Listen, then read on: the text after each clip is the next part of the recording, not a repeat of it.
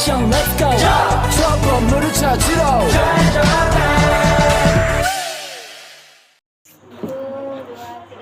Assalamualaikum warahmatullahi wabarakatuh. Kami dari Informatika 6. Perkenalkan, nama saya Hana Sayyara Alfaida dari 11-1. Perkenalkan, nama saya Sabila Febrianti Subianto dari kelas 11. Perkenalkan, saya Zaki Firjatullah dari 11-6. Perkenalkan, nama saya Bayu Mulya Parmasantia dari kelas 11-1. Akan menjelaskan 3 materi, yaitu mengenal hardware dan fungsinya, Merakit hardware komputer, dan mengaktifkan panel dan fungsinya. Sebelumnya sehat? Alhamdulillah. Perkenalkan diri. Perkenalkan, nama saya Rangga Pratama dari kelas 10-3. Ya, izin menjalankan. Oke, merakit hardware komputer melibatkan beberapa langkah dasar.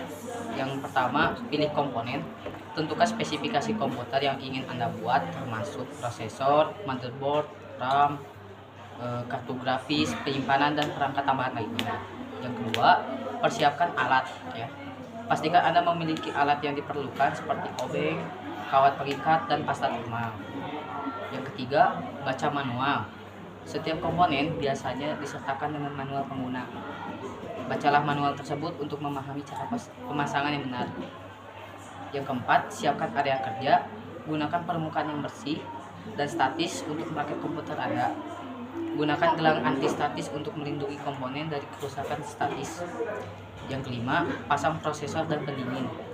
Pasang prosesor ke motherboard dan tambahkan pendingin prosesor dengan benar. Pastikan menggunakan pasta thermal antara prosesor dan pendingin untuk optimalisasi pendinginan. Yang keenam, pasang RAM. Pasang RAM modul RAM ke slot yang sesuai di motherboard. Pastikan RAM pasang dengan kopel. Yang ketujuh, pasang motherboard ke kasus. Pasang motherboard ke dalam kasus komputer menggunakan skru yang sesuai dengan ukurannya. Yang ke-8, pasang kartu grafis dan kartu ekspensasi lainnya.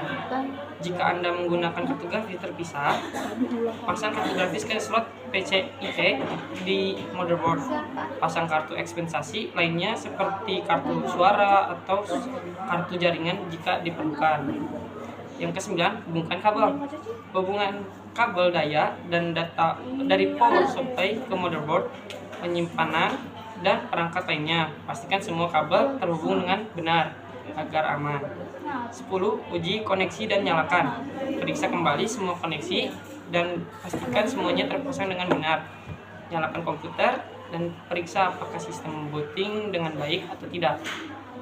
Yang ke-10, instalasi sistem operasi. Setelah hardware terpasang dengan benar, instalasi sistem operasi seperti Windows, Linux, atau Mac OS sesuai kebutuhan Anda berbutuhan. Sejauh ini ada yang mau ditanyakan? Di dalam rakit PC itu kan ada yang namanya CPU. Apa sih kegunaan CPU dan cara pemasangannya bagaimana? CPU itu untuk kayak chipsetnya, kalau di HP itu chipsetnya, jadi memerintahkan sistem lain untuk bekerja. Jadi CPU itu sebagai otak komputer. Cara memasangnya, di motherboard ada, ya ntar ditampilin di sini. Di motherboard ntar ada apa sih, kotak gitu. Ntar disuruh masukin si CPU-nya tuh ke dalam. Ntar dipasin mana, ntar ditekan sama besi pengikat gitu. Nanti kamu harus lanjut. Sekian. Ada yang ditanyakan lagi? Sepertinya dicukupkan saja. Ya. Sekian dari kami. Wassalamualaikum warahmatullahi wabarakatuh. Assalamualaikum warahmatullahi wabarakatuh. Di sini saya akan menjelaskan tentang hardware dan fungsinya. Sebelumnya boleh perkenalkan. Halo, nama saya Yati Sufaidi. Saya dari kelas 11-1. Jadi hardware adalah peralatan di sistem komputer yang secara fisik terlihat dan bisa dijamah. Nah, hardware terbagi menjadi 4 bagian, yaitu input, device, output device, processing device, dan storage device.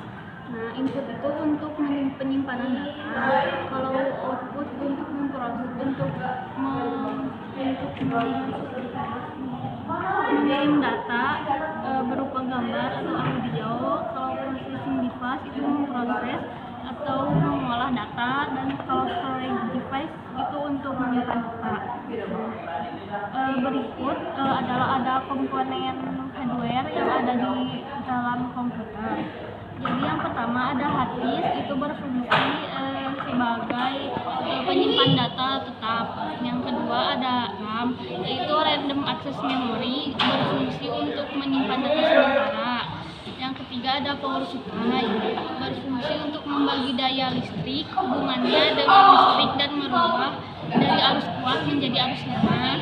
Dan yang keempat ada motherboard, berfungsi untuk papan induk, jadi semua komponen itu ada di motherboard. Yang kelima ada heatsink, ini akan berputar ya ketika mesin dinyalakan. Di bawah heatsink ada yang namanya prosesor atau otak komputer. Yang keenam ada blower atau kipas, seperti kipas dan membuang suhu pada prosesor agar tetap stabil. Ada yang mau ditanyakan? Tadi kan dijelasin hardware ya. Terus aku mau nanya, kalau contoh dari hardware sendiri itu apa? Contohnya itu ada mouse, terus printer dan keyboard. Banyak lagi.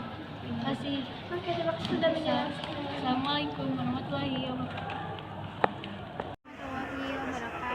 Di sini menjelaskan mengenai cara mengaktifkan panel dan fungsinya. Ibunya namanya siapa? Dinda Cahyani dari kelas 11A. Sebelumnya izin menjelaskan ya.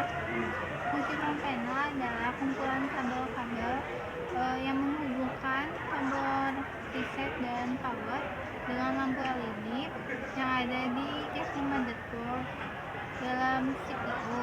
Kabel-kabel ini bawaan dari komputer atau PC. Saat pengguna akan menyalakannya, menekan tombol power, mesin akan mulai bekerja dan lampu akan mulai menyala. Di dalam casing terdapat kabel yang dihubungkan dengan front panel, yaitu kabel reset SW atau switch untuk mereset atau merestart. Kemudian ada power SW untuk mengaktifkan tombol power. Kemudian ada juga kabel-kabel LED ya, yaitu HDD LED untuk mengaktifkan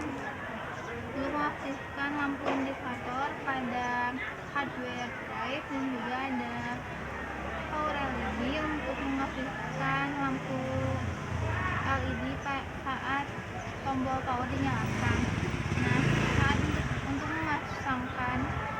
untuk memasangkan kabel-kabel yang ada pada front panel itu, pertama power SP dimasukkan ke dalam motherboard di area sini ya. Kemudian di bawahnya itu ada reset SW, kemudian di sebelah kirinya ada lampu LED HDD dan juga ada lampu LED power. Kemudian ada juga jack audio ya. Setelah semuanya terpasang dengan benar dan juga erat, kita kemudian memasangkan kabel yang pada casing ke terminal, dan apabila itu semua udah benar, itu akan menyala dengan baik ya. Sebelumnya apa ada yang ingin ditanyakan? Ada. Apakah posisi dalam memasangkan kabel dalam motherboard ya sama? Dalam motherboard memiliki cara yang berbeda-beda ya, sesuai tipe-tipe yang kita punya motherboardnya, tapi keseluruhannya sama aja, cuman tinggal posisinya aja yang kita sesuaiin ya. Sudah, apa ada lagi? Sudah cukup. Terima kasih. Assalamualaikum warahmatullahi wabarakatuh. 들어줘와 함께 달려 Ready for action, let's